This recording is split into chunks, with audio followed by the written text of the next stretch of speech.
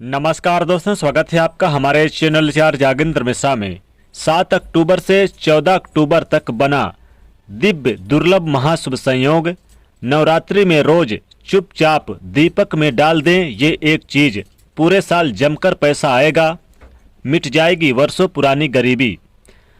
नवरात्रि में 9 दिनों तक आप दीपक जलाते होंगे। वैसे तो अखंड ज्योति भी आपके घर में जलता होगा, लेकिन इस अखंड ज्योति में क्या डालना चाहिए ताकि आपके सारे कष्ट ही मिट जाए और वर्षों पुरानी गरीबी आपके घर से दूर हो जाए और पूरे साल जमकर पैसा आए?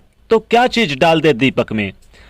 आप रोज माता को दीपक जलाते हैं पूरे विधि विधान से, तो उस दीपक में ऐसा क्या डालें कि जीवन की जो मुश्किलें हैं कम हो जाएं, जीवन की जो परेशानी है कम हो जाए, बिजनेस व्यापार अच्छे से चलने लगे, नौकरी मिल जाए जल्द, संतान की प्राप्ति हो, वैवाहिक जीवन सुखमय हो, घर में तमाम तरह के वातावरण काफ़ी शुद्ध हो जाए। देखिए, नवरात्रि के इन पवित्र 9 दिनों में माँ दुर्गा की विधि विधान से पूजा आराधना करने से, इनकी पूजा करने से, नित्य इनका स्मरण करने से विशेष पुण्य लाभ तो मिलता ही है। साथ ही साथ कुछ विशेष वस्तुएं अर्पित किए जाएं तो माँ दुर्गा और माता लक्ष्मी जी की कृपा से आपकी जितनी भी मनोकामनाएं हैं, अधूरी इच्छाएं हैं, वो पूर्ण हो जाती है, क्योंकि माता लक्ष्मी और माता दुर्गा की विशेष कृपा दृष्टि नव दुर्गा के इस शारदीय नवरात्रि के इस 9 दिनों में रहती है। नवरात्रि में माता रानी के प्रिय वस्तु का भी भोग जरूर लगाना चाहिए। माँ दुर्गा की के संकल्प लेने से, पूजा करने से अधूरी इच्छाएं पूरी हो जाती है। नवरात्रि में आप अखंड ज्योति तो जलाते होंगे, भले ही आप व्रत रखें या ना रखें।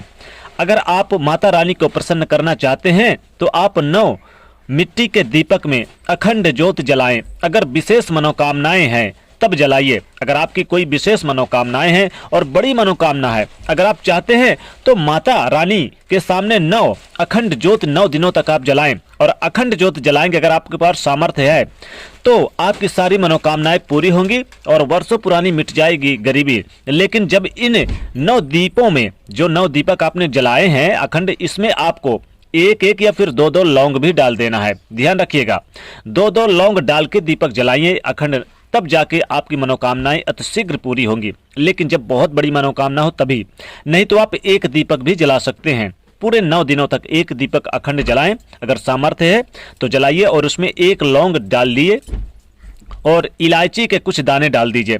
और अगर मान लीजिए आप नहीं जला सकते अखंड दीपक, तो आप कम से कम 1 दीपक सुबह शाम तो जरूर जलाइए। सुबह शाम जलाकर और उसमें यानी कि चाहे 2 लौंग डाल दीजिए या फिर थोड़ी सी इलायची डाल दीजिए, कुछ दाने, तो आपकी मनोकामनाएं तुरंत पूरी होंगी और पूरे साल पैसे के स्रोत बने रहेंगे।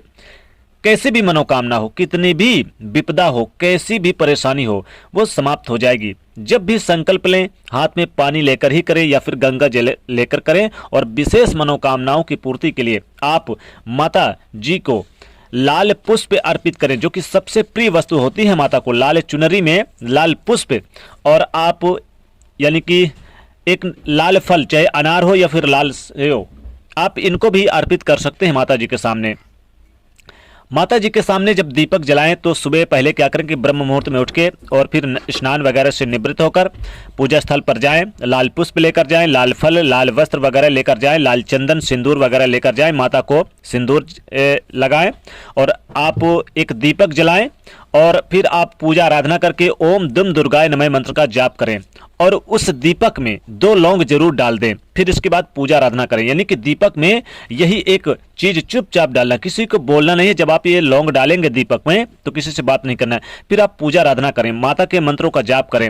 फिर आप क्या करें कि आप एक मंत्र और भी जाप कर सकते हैं, ओम दुर्गे देव्यो नमो नमः, ओम दुर्गे देव्यो नमो नमः। इस मंत्र का जाप करेंगे 9 दिनों तक तो आपकी सारी मनोकामनाएं पूरी होंगी। लेकिन दीपक में 1 या 2 लौंग डाल के ही आप जाप करें। फिर माता के व्रत का आप संकल्प लें। अगर रखना चाहते हैं, नहीं रखना चाहते हैं तो भी ऐसे पूजा आराधना करें।